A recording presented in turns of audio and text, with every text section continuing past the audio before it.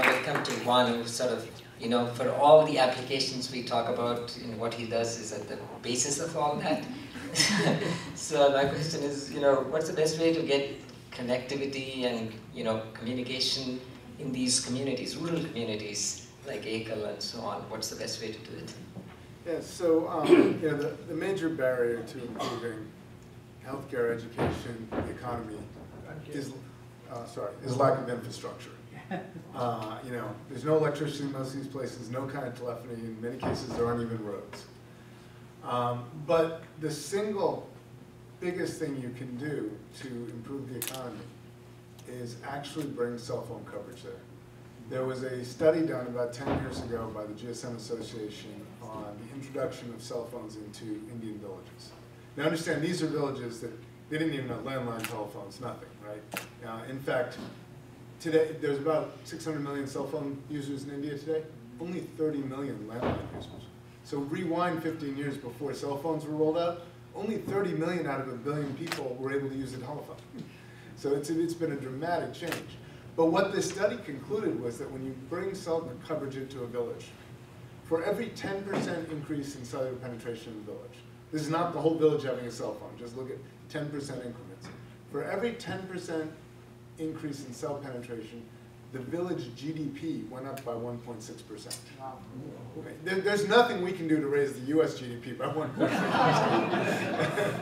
and it's just remarkable because, to put it in perspective, you're bringing people from a pre-Alexander Graham Bell era sort of to social media all in one stop. It's a little scary.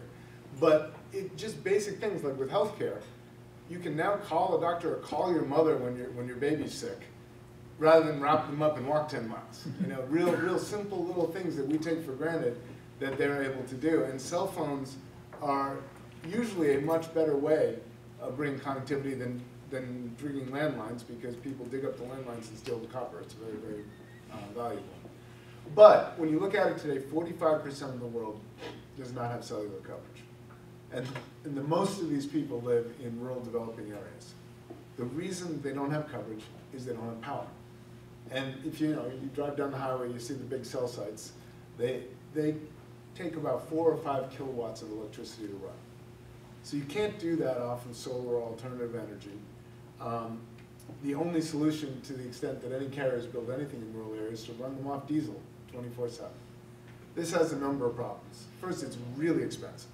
So you'll spend thousands of dollars a year on diesel fuel, and you're trying to run a business where people are spending $1 to $3 a month on their cell phone. It doesn't pencil. It's an environmental disaster, not only from burning the diesel, but when you're in deep rural areas, you burn more diesel bringing the diesel to the site than you do at the site. Okay, so it's like double. But then it's a huge security risk, right? Diesel is more valuable than money in these areas. And so it requires you to build security fences and have 24/7 security at the site, which increases costs. And in fact, in Liberia last year, security guards at 6 cell sites were shot and killed, and they sold the diesel fuel and the diesel generator. So it's really not a viable thing to build cell coverage the traditional way in these areas. And we looked at the problem and said, no, you know what? The problem is that the cell site takes 5 kilowatts of power. That's what we need to fix. So we sort of focused our innovation on solving that problem. And we've created, and in these areas, it's all GSM coverage today. Nobody knows what 4G is. and the GSM phones are cheap and they have great battery life. So we created a small cellular base station. It's about 11 by 12 by 4 inches. It's like a phone book. It weighs 12 pounds.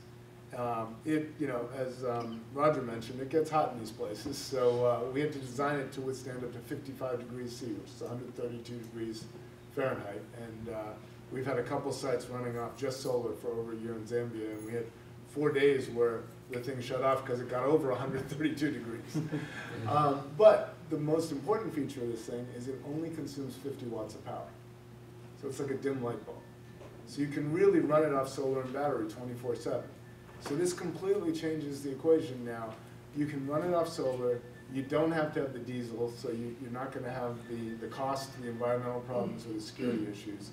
And you can bring coverage to these areas. And so we've had a couple sites running in Zambia. over a year to prove that you could do this on solar. We're looking at rolling out in some African countries. And I have to say, I met Ranjani about